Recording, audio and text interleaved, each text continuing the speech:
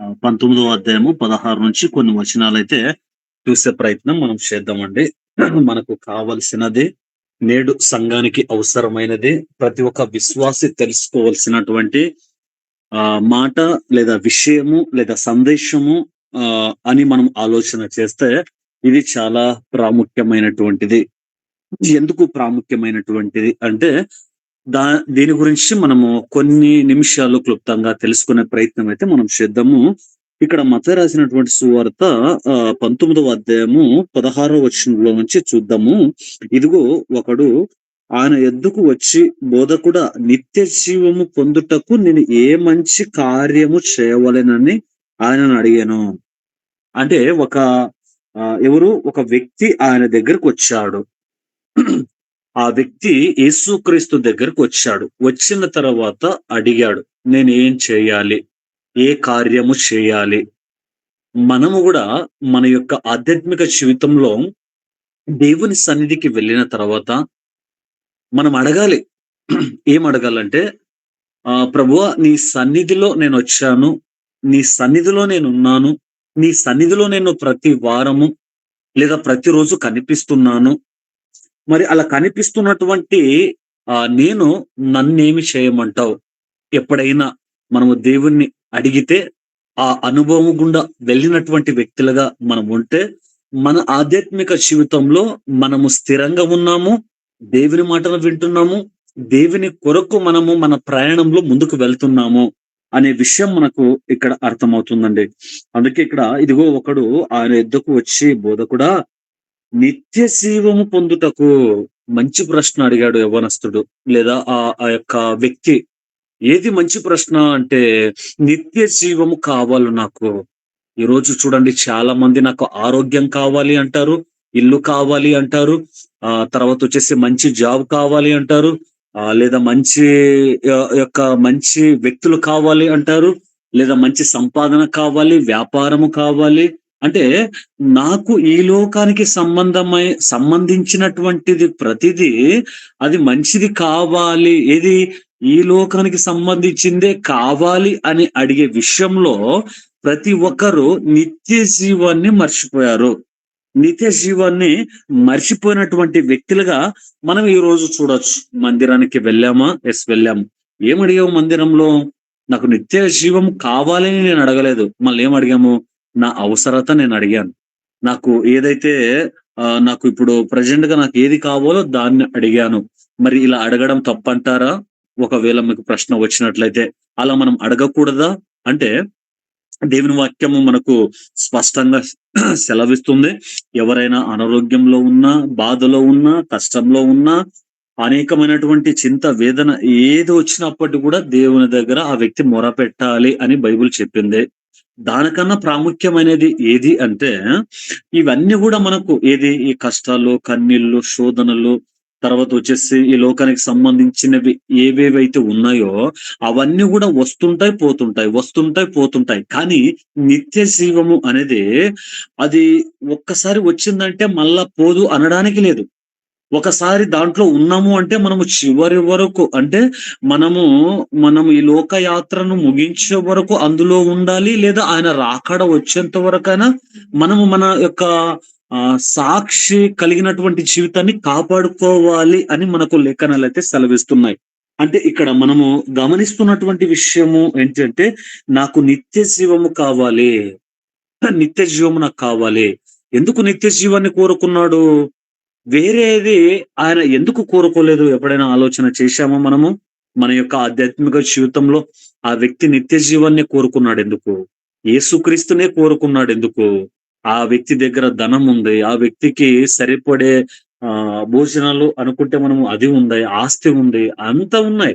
అన్ని ఉన్నప్పటికీ కూడా నిత్య జీవము ఆ వ్యక్తి ఎందుకు కోరుకున్నాడు?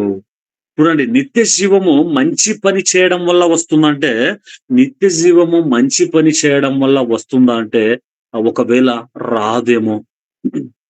నిత్య జీవము మంచి పని చేయడం వల్ల ఒకవేళ వస్తుంది అని మనం అనుకుంటే, అలా మంచి పని చేయడం వల్ల ఒకవేళ రాదేమో క్వెషన్ మార్క్ మనకు. ఎందుకు ఎందుకు రాదు? మంచి పనులు చేస్తే వస్తాయి గదా! అంటే యేసుక్రీస్తును వెంబడించకుండా మనము మంచి పనులు చేస్తే నిత్య జీవం ఎక్కడి నుంచి వస్తుంది మనకు? రాదు కదా! ఆలోచన చేసుకోవాలండి మనం. మళ్ళీ ఆలోచన చేసుకోవాలి అంటే ఇక్కడ ఏం చూసాము? నిత్య జీవము. నిత్య జీవానికి మార్గం ఏంటి? లేదా నిత్య జీవము పొందుటకు నేను ఏ మంచి పని చేయవలెను? ఆయన అడిగినప్పుడు యేసుక్రీస్తు వారు ఆయనను చూసి అన్నటువంటి మాటేంటంటే 17వ వచనంలో అందుకాయన మంచి కార్యమును గూర్చి నన్నెందుకు అడుగుచున్నావు? మంచి చేయువాడొకడే, నీవు జీవంలో ప్రవేశించగోరిన ఎడల ఆజ్ఞలను గైకొనమని చెప్పెను. నిత్య జీవం మనకు కావాలంటే ఏం చేయాలంట? ఆజ్ఞలను గైగొనాలి. రెండవదిగా మన ప్రశ్న, మరి యేసుక్రీస్తు వారు ఇచ్చినటువంటి లేదా పరిశుద్ధ గ్రంథము మనకిచ్చినటువంటి ఆజ్ఞను అన్నిటిని మనము గైగొనగలుగుతున్నామా? ఒకసారి మనలను మనము పరిశీలన చేసుకోవాలి. అందుకే పాత నిబంధన గ్రంథంలో మనకు మోషేకు ఇవ్వబడినటువంటి ఆజ్ఞలు 10 అని మనం చూస్తాం గాని, అంతకుముందు బైబిల్ పండితులు దాని గురించి ఏం తెలియపరిచారు అంటే ఇంచుమించుగా 600 ఆజ్ఞల కన్నా ఎక్కువగా ఉండేవంట. అన్ని ఆజ్ఞలు ఉన్నప్పటికీ కూడా అది మనకు పరిశుద్ధ గ్రంథంలో కనిపించవు గాని 600 కన్నా ఎక్కువ ఆజ్ఞలు ఉన్నప్పటికీ ఆ ఆజ్ఞలను లెక్క చేయకుండా దేవుడు చెప్పినటువంటిది లేదా రాసిచ్చినటువంటి 10 ఆజ్ఞలు ఏవైతే ఉన్నాయో ఆ ఆజ్ఞలను ఎవరు అనుసరించలేకపోయారు? ఇశ్రాయేలీయులు అనుసరించలేకపోయారు. లేదా యూదులు అనుసరించలేకపోయారు. చూడండి, కేవలం మనం 10 అని చదువుకున్నాం కదండీ! ఆ 10లో తప్పిపోయారు. మరి 10 ఆజ్ఞలోనే తప్పిపోతే నిత్య జీవం మనకి ఎక్కడి నుంచొస్తది? అంటే సింపుల్‌గా మనకు అర్థమయ్యే రీతిగా మనము వచనాన్ని చూసుకోవాలి అంటే, యేసుక్రీస్తు వారు కొత్త నిబంధన గ్రంథానికి వచ్చేసరికి ఏ విధంగా అయితే 2 ఆజ్ఞలు తీసుకువచ్చాడో, నీ దేవుణ్ణి ఆరాధించు, తర్వాత నిన్ను వలె నీ పొరుగు వారిని ప్రేమించు. ఈ 2 ఆజ్ఞలు తీసుకువచ్చాడో, అయినప్పటికి గూడా దేవుణ్ణి ఆరాధించే అది పూర్ణ మనసుతో, శక్తితో ఆయన్ను ఆరాధించే విషయంలో గూడా క్రమం లేకుండా పోయింది ఈ రోజు సంఘాల్లో. దేవుడు ఎందుకు చెప్పాడు? ఆ రోజు అర్థం కాలేదు గానీ, ఈ రోజు సంఘాలను చూస్తున్నప్పుడు క్రమం ఏమైపోయిందంటే క్రమం తప్పింది. ఎక్కడ క్రమము తప్పిందంటే, ఆరాధన విషయంలో క్రమము తప్పింది అని మనం ఆలోచన చేయొచ్చు. క్రమము ఎక్కడ తప్పిందంటే, వాక్యాలు చెప్పే విషయంలో లేదా సందేశాలు ఇచ్చే విషయంలో క్రమము తప్పింది అని మనం చూడొచ్చు. అందుకే ఈ క్రమము తప్పింది కాబట్టి దేవుడు ఆ ఆజ్ఞనిచ్చాడేమో. నీ పూర్ణ హృదయముతో, ఆత్మతో నువ్వేం చేయాలి? నీ దేవుణ్ణి ఆరాధించాలి. మరి దేవుణ్ణి ఆరాధించే విషయానికి వచ్చేసరికి చూడండి, అందుకే నేను ఆరాధన విషయాన్ని నేను ప్రోత్సహిస్తాను. దానికి సపోర్ట్‌గా నిలబడతాను. అందుకే ఒకసారి చెప్పా మన గ్రూప్‌లో గూడా. ఏమి చెప్పాను అంటే, నేను కీబోర్డ్ నేర్చుకోవడానికే ఒక 10 రోజులు వెళ్ళానండి. ఎందుకంటే అది మనకు ఆరాధనకి చాలా ప్రాముఖ్యమైనది. అది చాలా ప్రాముఖ్యమైనది, నేర్చుకోవాలి మనం. ఆ ఉద్దేశ్యంతో వెళ్ళానండి. కానీ ఈ ఆరాధనను బట్టి మనము చిందులేస్తాము. మనం ఇష్టానుసారంగా మన కంట్రోల్‌లో లేకుండా మనం ఎగరలాడతాము. మన కంట్రోల్ తప్పి నేను ఇలా దేవుణ్ణి ఆరాధిస్తాను అంటే అది వాక్యము దానికి 100కు 100% ఆపోజిట్ అవుతుంది. ప్రోత్సహించదు. అందుకే చూడండి, ఆజ్ఞలను గైకొను. ఏ మంచి కార్యము చేయాలి? ఆ వ్యక్తి అడిగినప్పుడు దేవుడు అంటున్నాడు స్పష్టంగా, ఆజ్ఞలను నువ్వేం చేయాలి? అనుసరించు. ఏదైతే మోషే ధర్మశాస్త్రం ఉందో దాని ప్రకారంగా నువ్వు జీవించు.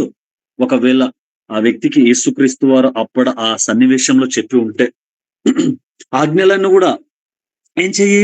అనుసరించు, వాటిని పాటించు, దాని ప్రకారంగా నువ్వు జీవించు లేదా బ్రతుకు అని ఆ వ్యక్తికి చెప్పినప్పుడు లేదా ఆ యవ్వనస్తుడికి చెప్పినప్పుడు ఆ మాటలను మనము ఆలోచన చేస్తే మరి యేసుక్రీస్తు వారు మనకిచ్చినటువంటి 2 ఆజ్ఞలైన సరైనటువంటి రీతిలో నేను మళ్ళీ దాని ప్రకారంగా నడుచుకుంటున్నానా? ఏవి 2 ఆజ్ఞలు? ఈ 2 ఆజ్ఞల ప్రకారంగా సరిగా నేను ఆ 2 ఆజ్ఞలను పాటిస్తున్నానా? ఎందుకని? ఆ ధర్మశాస్త్రం అంతా గూడా ఆ ఆజ్ఞల మీదే ఇమిడి ఉంది అనే విషయాన్ని మనము గ్రహించగలిగితే, ధర్మశాస్త్రము మొత్తము ఆ 2 ఆజ్ఞల మీదే ఉంది అని మనం ఆలోచన చేయగలిగితే మరి ఆజ్ఞలను పాటించాలి. ఈరోజు మనకు నిత్య జీవము కావాలి అంటే ఆజ్ఞలను పాటించాలి. ఆ మొదటి ఆజ్ఞ ఏది? ఆరాధన విషయము, వాక్య విషయం అనంగా అక్కడే మనకు 50, 50 అక్కడే మనకు 50, 50 100కి 100 మార్క్స్ కనబడదేమో. అప్పుడు నేర్చుకున్న తర్వాత అన్నారనమాట.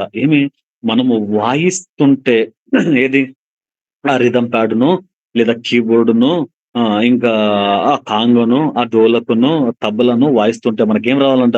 ఊపు రావాలి. అదే కదా మనోళ్ళు ఈరోజు చాలా మంది కోరుకుంటున్నారు. ఏం రావాలి వాళ్ళకు?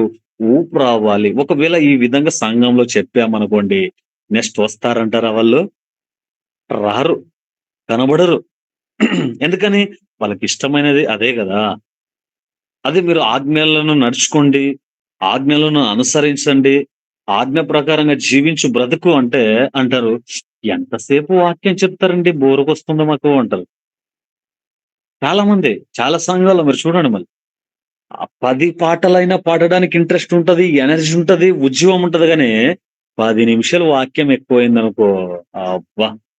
ఎప్పుడైపోతదో, ఎప్పుడెళ్ళిపోదామో, ఎప్పుడు ముగించేస్తారో. ఎందుకని? అందులో ఊపుంటది గానీ, ఇందులో ఊపు లేదు. సింపుల్‌గా చెప్పాలి అంటే. ఎందులో ఊపుంది?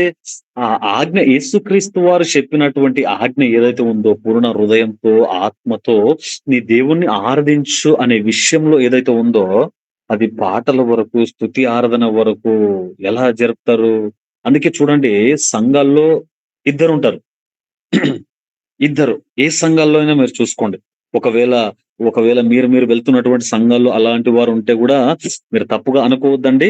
కానీ ఉన్నటువంటి విషయాన్ని నేను జ్ఞాపకం చేస్తున్నా. తప్పు పట్టడం లేదు గానీ, మీకు జ్ఞాపకం చేస్తున్నా. ఏంటి సంఘంలో ఇద్దరంటే, ఒకటి కొయర్ టీమ్ ఉంటది. వీళ్ళేం చేస్తారంటే పాటలు పాడతారు. స్తుతి ఆరాధన చేస్తారు. దానికి సంబంధించినటువంటి మంచిగా పాటలు పాడేవాళ్ళు, దేవుణ్ణి స్తుతించే వారిని నిలవబెడతారు. అది తప్పు కాదు. మళ్ళా చెప్తున్నా పరిశుద్ధ గ్రంథం దాన్ని ఎక్కడ గూడా వ్యతిరేకించలేదు. దేవుణ్ణి ఆరాధించాలి, ఆధ్యాత్మికంగా బలపరచాలి. మనకు సహోదరి ఎవరు 'ప్రీతి' సిస్టర్ గూడా అంటూ ఉంటారు. నాకు స్తుతి ఆరాధన అంటే చాలా ఇష్టం. నాకు కన్నీళ్లొస్తాయంటారు వాళ్ళు ఒక్కొక్కసారి. అంటే అలా ఇష్టపడేవాళ్ళు మనలో చాలా మందుంటారు. కానీ దాన్ని తీసుకువెళ్ళి మనము నాట్యంగా మార్చాము, నాట్యముగా మార్చాము, గందరగోళంగా మార్చాము అంటే మన మనము ఏమైపోతాం మొట్టమొదటిగా అంటే హర్ట్ అయిపోతాం. మనకేమైపోతదంటే మనకు బాధ కలగతది. ఎందుకు బాధ కలుగుతుంది? ఎందుకు హర్ట్ అయిపోతామంటే మనం దేవుణ్ణి ఆధ్యాత్మికంగా స్తుతించాలనుకున్నాము. కానీ ఎందుకిలా గందరగోళంగా చేస్తున్నారు? అందుకే చూడండి సౌండ్ ఎక్కువుంటది. వాక్యం చెప్పేతప్పుడైనా ఆ సౌండ్ ఉంటదో లేదో నాకు తెలీదు గానీ, ఆ స్తుతి ఆరాధన విషయంలో మాత్రంగా సౌండ్ భయంకరంగా ఉంటది. సౌండ్ ఎంతగా అంటే, అక్కడ ఏది గూడా వాళ్ళు దేవుణ్ణి స్తుతించేది ఏది గూడా కనబడదు, కనిపించదు. అందుకే నేను ఎక్కువ శాతము ఏది తీసుకొస్తానంటే, మీరు రైట్ దేవుణ్ణి స్తుతిస్తున్నటువంటి సమయంలో కొన్ని పదాల ద్వారా ఎవరు స్తుతిస్తారు? నేను ఇంచుమించుగా ఒక 20 సంఘాల వరకు వెళ్ళి ఉంటా. అంటే ఆ సంఘంలో ఉన్నటువంటి ఆ వాక్యం చెప్పడానికి వెళ్తున్నటువంటి సమయంలో చూశాను నేను. అలా చూసినప్పుడు ఆ సంఘానికి సంబంధించింది లేదా ఆ డినామినేషన్‌కి సంబంధించింది లేదా అక్కడ ఉన్నటువంటి వ్యక్తుల్లో సంబంధించినటువంటి విషయం ఏంటంటే సౌండ్ ఎక్కువ, ఎక్కువ అంత సౌండ్. మరి ఎవరైనా దేవుని స్తుతిస్తారా? ఏది దేవుని స్తుతించడము? మనకింతకు ముందు ఒక 10 సంవత్సరాల వెనక మనకు వెళ్ళినట్లయితే కొన్ని స్తుతి ఆగము లేదా దేవుని స్తుతించడం ఎలా అని కొంతమంది భక్తులు కొన్ని పుస్తకాలు రాసేవారు. వాళ్ళు రాసుకోవచ్చి 30 పేజీలు లేదా 50 పేజీలు, 100 పేజీలు. ఆ 100 పేజీల్లో ఏముంటదంటే 1000 పదాలుంటాయి దేవుణ్ణి ఎలా స్తుతించాలి. 30 పేజీలో ఒక 50 పదాలుంటాయి దేవుణ్ణి ఎలా స్తుతించాలి అని దాన్ని చూస్తే దాంట్లో ఉండేది. భూమిని, ఆకాశమును కలగజేసిన దేవా నీకు స్తోత్రములు. మేఘస్తంభముగా, అగ్నిస్తంభముగా ఇశ్రాయేలును నడిపించినటువంటి దేవా మీకు స్తోత్రములు. ఐగుప్తు దేశంలో 10 అద్భుత కార్యాలు జరిగించినటువంటి దేవా మీకు స్తోత్రములు. తర్వాతొచ్చేసి బండ నుంచి నీళ్లను రప్పించినటువంటి దేవా నీకు స్తోత్రాలు. 5 రొట్టె, 2 చేపలను 5,000 మందికి పంచినటువంటి దేవా మీకు స్తోత్రాలు. ఇగో భయపడొద్దని చెప్పినటువంటి దేవా మీకు స్తోత్రము. ఇలా చూడండి, ఇలాంటివి కనిపిస్తావేమో అని నేను వెళ్ళినప్పుడు లేదండి. ఏం కనిపించిందంటే పాటలు. ఏమంటే స్టార్టింగ్‌లోనూ పాటలు, స్తుతి ఆరాధనలోనూ పాటలు. కానీ దానికి పెట్టినటువంటి పేరేంటి మనము? స్తుతి. ఆ పాటలైతే ఉండగలుగుతున్నాయి గానీ, దేవుణ్ణి స్తుతించే పదాలు అక్కడ 5 నిమిషాలు చెప్పడం లేదు. అంటే దేవుని స్తుతించే విషయాలు. ఇప్పుడు ఉదాహరణకు మీకు చెప్పానుగా నేను ఇంతకుముందు ఆ విషయాలు. అది చెప్పడం లేదు. ఎందుకు ఈ విషయం లేవని ఎత్తానంటే, ఇప్పుడు నిత్య జీవానికి వెళ్ళాలి అంటే ఆజ్ఞలను పాటించాలి. 17వ వచనంలో అదే అంటున్నాడు కదండీ! 17వ వచనంలో మనం ఏం చూస్తున్నాము? అందుకాయన మంచి కార్యమును గూర్చి నన్నెందుకు అడుగుచున్నావు? మంచి వాడొక్కడే నీవు జీవంలో ప్రవేశించగోరిన ఎడల ఆజ్ఞలను గైకొనుమని చెప్పెను. ఆజ్ఞలను గైకొనమని చెప్పెను. అంతకి తర్వాత వ్యక్తి అడుగుతున్నాడు. ఏ ఆజ్ఞలు? అని ఆయనను అడగగా యేసు నరహత్య చేయవద్దు. 18వ వచనం. యేసు నరహత్య చేయవద్దు, వ్యభిచారించవద్దు, దొంగలించవద్దు, అబద్ధ సాక్ష్యము పలకవద్దు, తల్లిదండ్రులను సన్మానింపుము, నిన్ను వలె నీ పొరుగువానిని ప్రేమింపవలెను అనునయే అని చెప్పెను. చూడండి.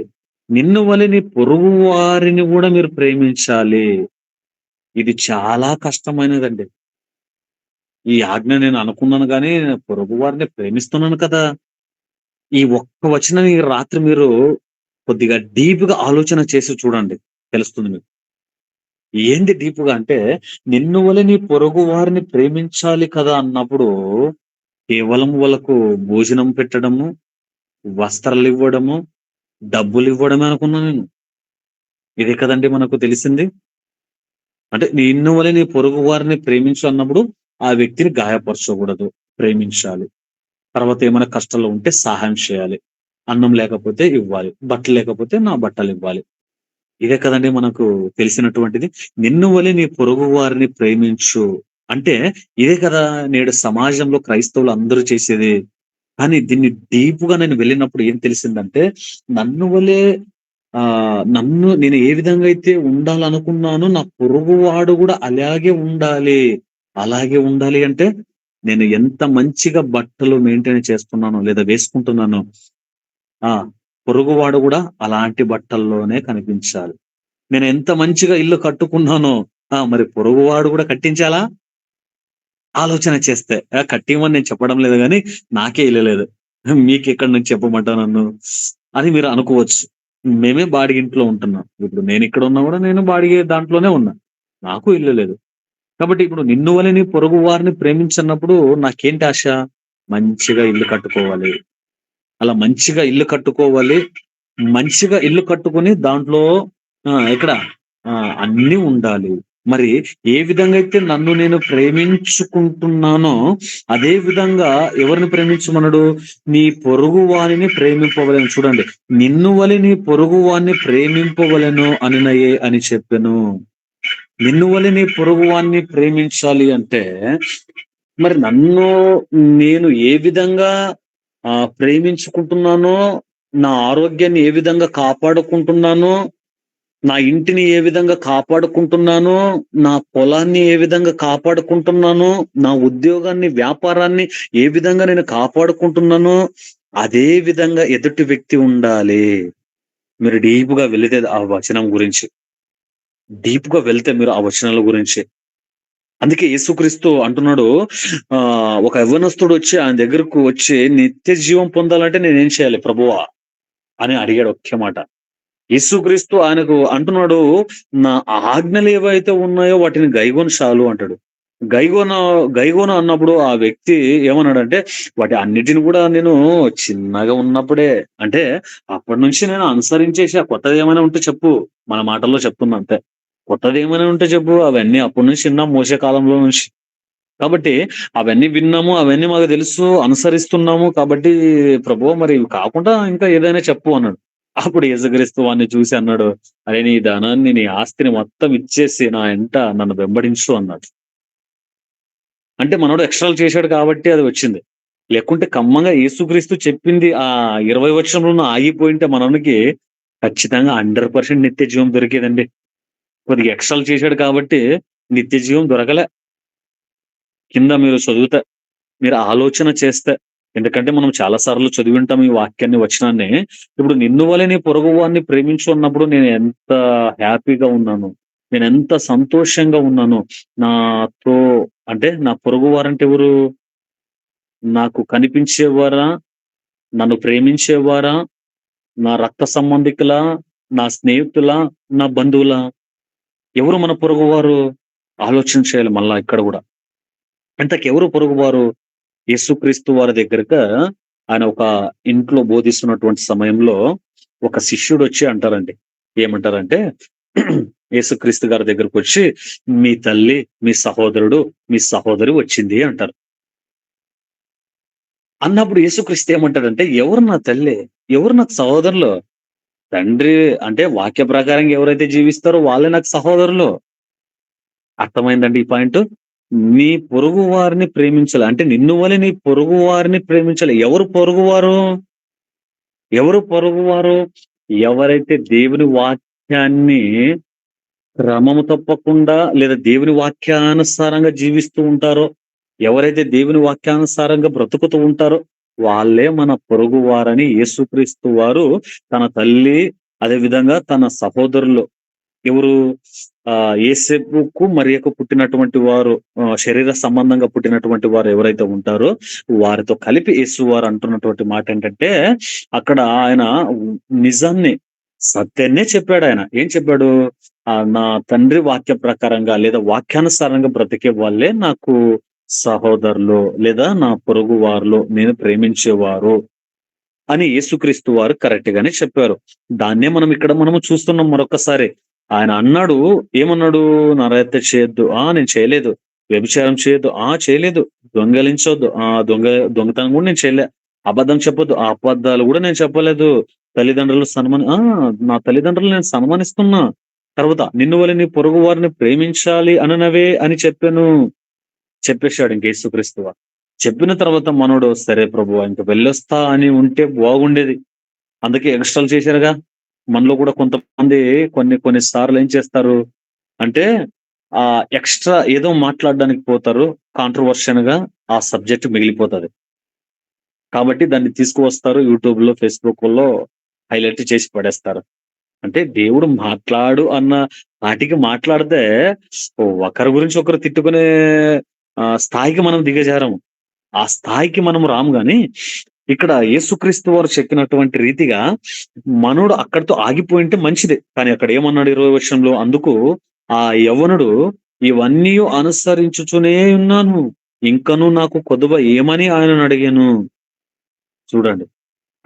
ఆ యవ్వనస్తుడు అన్నీ అనుసరిస్తున్నాడంట. ఇంకేమైనా కొదువ ఉందా? తక్కువేమైనా ఉంటే చెప్పండి అన్నప్పుడు 21 వచనంలో అంటాడు. అందుకు యేసు, "నీవు పరిపూర్ణమగుటకు కోరిన ఎడల పోయి నీ ఆస్తిని అమ్మి బీదలకిమ్ము. అప్పుడు పరలోకమందు నీకు ధనము కలుగును." ఏమంటున్నాడు? అన్ని అనుసరించావా? అనుసరించాను. అప్పుడు నీ ఆస్తిని అమ్మి బీదలకిమ్ము. నిన్ను వలె నీ పొరుగు వారిని ప్రేమించు. ఎవరి పొరుగువారు? వాక్యానుసారంగా జీవించేవారు, దేవుని కొరకు బ్రతికేవారు, అందులో ఉన్నటువంటి వారి దగ్గర బట్టలు లేకపోయినా, పొలం లేకపోయినా ఇవ్వాలి అది. దేవుడే చెప్పాడు కదండీ! ఇవ్వాలి. ఇప్పుడు చెప్పండి. నిన్ను వలె నీ పొరుగు వారిని ప్రేమించు అన్నప్పుడు, మేమిద్దరం ఇప్పుడు నేను, మా అక్క, ఇంకొక అక్క. అంటే నా నా తర్వాత మాకు ఇద్దరక్కలు. ఇప్పుడు వారు నా దగ్గర 4 ఎకరాలు ఆస్తుందండి. ఇప్పుడు నిన్ను వలె నీ పొరుగు వారిని ప్రేమించంటే నేనేం చేయాలి? మా పెద్ద అక్కయ్యకి ఎంతొస్తది? చిన్న అక్కయ్యకి ఎంతొస్తది? నాకెంతొస్తది ఆస్తి? సమానంగా ఇవ్వాలి కదా! వాక్య ప్రకారంగా. లేదండి. వాళ్ళకి పెళ్లయిపోయింది కాబట్టి వాళ్ళ భర్తల నుంచి వాళ్ళకి ఆస్తి. ఇది ఎవరు చేసింది? మనం చేసుకున్నాం. దేవుడైతే చేయలేదు గదా! ఎక్కడ గూడా మనకు కనిపించదు కదండీ! ఇప్పుడు నిన్ను వలె నీ పొరుగు వారిని ప్రేమించినప్పుడు నా ఆస్తిని గూడా వాళ్ళకివ్వాలంటే ఇవ్వాలి కదా! వాక్యం అదే చెప్తది. బైబిల్ అదే చెప్తుంది. ఇప్పుడు నాకు 2 ఇళ్ళు ఉన్నాయనుకోండి 2 ఒకటి వాళ్ళకివ్వాలి. ఇస్తామా? బాడిగైనా ఇస్తాం గానీ, ఆహా! వాళ్ళకి మాత్రం ఇవ్వము. 2 బైకులు ఉన్నాయనుకోండి, లేదా ఒక 1,00,000 బాగా సంపాదన చేసుకున్నాం. 1,00,000 ఉంది. మిగిలింది మనకు. అది 50,000 తమ్మునికి ఇస్తామంటారా? తమ్ముడు ఖర్చులకు వాడుకోరా అని? ఇవ్వమండి. ఎందుకు? నా ఫ్యామిలీ, నా పిల్లలు వచ్చేస్తుందండి ఇక్కడ. మనకు సమయం అయిపోతది కాబట్టి, ఇక్కడ మనం ఏం చూస్తున్నాము అంటే, ఆ యవ్వనస్తుడు యేసుక్రీస్తు వారి దగ్గరకొచ్చి అడిగినప్పుడు నిత్య జీవము కావాలి అన్నప్పుడు యేసుక్రీస్తు వారు తెలియపరిచాడు. ఇలా దేవుని ఆజ్ఞలు ఏవైతే ఉన్నాయో, ఆ పాత నిబంధన గ్రంథంలో ఉన్నటువంటి మోషేకి ఇవ్వబడినటువంటి ఆజ్ఞల్లో ఒక 5 ఆజ్ఞలు ఇక్కడ చెప్పాడు. అలా ఆజ్ఞలు చెప్పిన తర్వాత ఈ యేసుక్రీస్తు వారు ఆయన తన ఆజ్ఞ ఏది? కొత్త నిబంధన గ్రంథ ప్రకారము నిన్ను వలె నీ పొరుగు వారిని ప్రేమించు అనేది గూడా ఈయన యాడ్ చేశాడు. యాడ్ చేసి చెప్పినప్పుడు ఆ వ్యక్తి ఇవన్నీ గూడా నేను అనుసరిస్తున్నాను అన్నప్పుడు, సరే నీ ఆస్తిని ఎవరికి? బీదలకి అంటే పేదవారికిచ్చి నన్ను వెంబడించు అన్నప్పుడు మనోడు మొఖం ఏమైపోయిందంట? చిన్నబుచ్చుకున్నాడంట. అంటే ఇక్కడ ఏం చూస్తున్నామంటే మనము యేసుక్రీస్తును వెంబడించాలి. యేసుక్రీస్తును వెంబడించే దాని ప్రక్రియలో మనకెన్ని ఎదురవుతాయి? ఒకటి ఆయన ఆజ్ఞలను మనం అనుసరించాలి. ఆజ్ఞ అతిక్రమమే పాపము అని మనకు పరిశుద్ధ గ్రంథం సెలవిస్తుందండి. ఆయన ఏదైతే చెప్పాడో దాని ప్రకారంగానే మనం జీవిస్తేనే మనకు పరలోకం. లేకుంటే లేదు. రెండవది ఏమన్నాడు? నిన్ను వలె నీ పొరుగు వారిని ప్రేమించయ్యా అన్నాడు. ఇప్పుడు నిన్ను వలె నీ పొరుగు వారిని ప్రేమించు అన్నప్పుడు నా దగ్గర 60,000 ఉంటే నేనేం చేయాలి? 30,000 ఖచ్చితంగా ఆ! బీదవాళ్ళకివ్వాలి. పేదవాళ్ళకివ్వాలి. అందుకే యేసుక్రీస్తు వారు ఏమంటాడంటే, రేపటి దినాన్ని గురించి నువ్వు ఆలోచన చేయవద్దు. సామెతలు 27 28 అధ్యాయంలో ఉంటది. రేపటి దినం గురించి మీరు ఆలోచించవద్దు. కొత్త నిబంధనకొచ్చేసరికి ఆకాశ పక్షులను చూడండి. అవి విత్తవు, కొయ్యవు, పని చేయవు, ఏం చేయవు. వాటినే పోషిస్తున్నానంటే వాటికన్నా శ్రేష్ఠులు మీరు. మిమ్మల్ని నేను పోషించలేనా? పోషించలేనా? ఇప్పుడు చెప్పండి. నిన్ను వలె నీ పొరుగు వారిని ప్రేమించు. ఈ రాత్రి ఈ సందేశం అయిపోయిన తర్వాత ఒక్కసారి మన మనస్సాక్షిని మనం పరిశీలన చేసుకుందాం.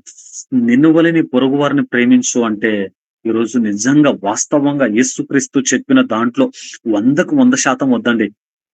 50% అందుకే ఆయన అంటాడు, ఒకరు 30% ఒకరు 60% ఒకరు 100% మీరు ఫలించాలి అంటాడు. ఫలించాలి అంటాడు. మరి ఆ 30% ఫలించే వారిగా ఉందామా? 60% ఫలించే వారిగా ఉందామా? 100% ఫలించే వారిగా ఉందామా? ఈరోజు మనల్ని మనమే పరిశీలన చేసుకుందాం. ఎవరిని విమర్శించేది వద్దు కానీ నాకు నేనుగానే, మనకు మనముగానే ఈరోజు దేవుడు చెప్పింది నిత్య జీవం మనకు కావాలి అంటే ఆజ్ఞలను పాటించాలి. ఆజ్ఞ అతిక్రమమే పాపము కాబట్టి యవ్వనస్తుడు అన్న రీతిగా మేము గూడా ప్రభువా అన్నీ ఆహ్, ఏం చేస్తున్నాము? అనుసరిస్తున్నాం. అయితే ఒక్క విషయంలో అనుసరించడం లేదేమో! ఆ ఒక్క విషయం ఏది? ఇది నిన్ను వలె నీ పొరుగు వారిని ప్రేమించనే విషయంలోనే. ఒక పూటకి అన్నం పెట్టి వదిలేస్తాం. మరి మరుసటి రోజు? మరి మరుసటి రోజు కావాలి కదండీ! ఉండాలి కదా! ఒకసారిగా బట్టలిచ్చి మర్చిపోతాం. మళ్ళా ఒక వారం అయిపోయిన తర్వాత ఒకసారి మనం సహాయం చేస్తాం. మరి వచ్చే నెలలో ఏం చేయాలి మనము? నిన్ను వలె నీ పొరుగు వారిని ప్రేమించు అనే మాటను మనము ఎలా అర్థం చేసుకున్నాము? మనకు అనుగుణంగా. అంటే మన దగ్గర ఉంటే చేద్దాం. లేకుంటే వద్దు. మన దగ్గర ఉంటే ఇద్దాం. లేకుంటే వద్దు. ఇలా అర్థం చేసుకున్నాం. కానీ దాన్ని ఒక్కదాన్నే డీప్‌గా మనం వెళ్ళినట్లయితే ఎన్ని విషయాలు మనకు తెలియపరుస్తాడో కదా దేవుడు మనకు. నిన్ను వలె నీవు పొరుగు వారిని ప్రేమించు అన్నప్పుడు. వట్టి మాటలతో ప్రేమించేది కాదండి. అందుకే యేసుక్రీస్తు వారు అంటారు పేతురు గారిని, "పేతురు నన్ను ప్రేమిస్తున్నావా?" "ఆ! ప్రేమిస్తున్నా." "నిజంగా ప్రేమిస్తున్నావా?" "ఆ! ప్రేమిస్తున్నా." "నిజంగా ప్రేమిస్తున్నావా?" "ఆ! ప్రేమిస్తున్నా." "అయితే నా గొర్రెలను మేపు" అంటాడు. గొర్రెలు మేపు అన్న తర్వాత ఏం చేయాలి? నా కొరకు నువ్వు ప్రాణం పెట్టాలి. అదే ప్రేమించడం. ఒకరిని మనము ప్రేమిస్తున్నాము అంటే వారి కొరకు ఏం చేయాలి మనము? మన ప్రాణాలు వాళ్ళకి వద్దులెండి. వాళ్ళ కొరకు మనం ప్రాణం పెట్టేది వద్దు. కానీ ప్రాణం పెట్టినటువంటి క్రీస్తు గురించి తెలియపరిచి, వాళ్ళను ఎక్కడికి? ఆ నిత్య జీవానికి నడిపించే దాంట్లో మనం ఉండాలి అంటున్నాడు. కాబట్టి ఈ రోజు దేవుడు మనందరికీ తెలుపుతున్నటువంటి మాట ఏంటంటే, మనము నిత్య జీవానికి పోవాలంటే యేసుక్రీస్తు వారిని వెంబడించాలి. మనుషులను, లోకములను మనం వెంబడించకూడదు. మనం నిత్య జీవానికి వెళ్ళాలంటే ఆజ్ఞలను వెంబడించాలి. ఆజ్ఞ అంటే యేసుక్రీస్తు వారు మనకు ఇవ్వబడినటువంటి ఈ 66 పుస్తకాల్లో ఎలా నువ్వు జీవించాలి, ఎలా మనం బ్రతకాలి, ఎలా మనం ఉండాలి అని దేవుడు మనకు రాయించాడో, ఇందులో ఉన్నటువంటి విషయాలను చదువుకొని దాని ప్రకారంగే మనం జీవించాలి. అలా జీవించినప్పుడు బైబిల్ అంటది, నిన్ను వలె నీ పొరుగు వారిని, అంటే రెండో ఆజ్ఞ అదే కదండీ. నిన్ను వలె నీ పొరుగు వారిని అన్నప్పుడు, మరి నా పొరుగు వారిని నేను ఎలా ప్రేమించగలుగుతున్నాను? ఎలా ప్రేమిస్తున్నాను? వాస్తవంగా యేసుక్రీస్తు వారు చెప్పిన రీతిగా ప్రేమిస్తున్నానా? లేదా నాకు అనిపించినటువంటి రీతిగా నేను ఆయన్ను ప్రేమిస్తున్నానా? నాకు తోచిన దాని ప్రకారంగా నేను ఆ వ్యక్తిని ప్రేమిస్తున్నానా? ఆలోచన చేసుకుందాం. అలా ఆలోచన చేసుకొని ఈరోజు దేవుడు మనతో మాట్లాడినట్లయితే, మనం ఎన్నో సార్లు విన్నాము, చదివాము, తెలుసుకున్నాము. అనేక సేవకులు దాని గురించి వివరించారు. అయినప్పటికీ గూడా నిన్ను వలె నీ పొరుగు వారిని ప్రేమించు అనే విషయం అయితే దేవుడు కొత్తగా మనకు కొన్ని విషయాలు చూపించాడు. ఏవి కొన్ని విషయాలు? ఆస్తి విషయము, ఇంటి విషయము, ఉద్యోగ విషయము, డబ్బు విషయము, అన్నిట్లో గూడా ఏం చేయాలి? ఇవ్వాలి అనేది దేవుడు చూపించాడు. ఇంకా చానా విషయాలున్నాయి గానీ, ఇంకెప్పుడైనా దేవుని చిత్తమైతే ఈ వచనాన్ని మళ్ళా కంటిన్యూ చేద్దాం. దేవుని కృప ఉంటైతే కంటిన్యూ చేద్దాం. ఖచ్చితంగా నిన్ను వలె నీ పొరుగు వారిని ప్రేమించు అనే దాని గురించి ఇంకా ముందు రాబోయే రోజుల్లో కొద్దిగా డీప్‌గా వెళ్ళే ప్రయత్నం అయితే చేద్దాం. దేవుడు ఈ వాక్యము ద్వారా మనల్నందరినీ దీవించును గాక. God bless you sister and brother.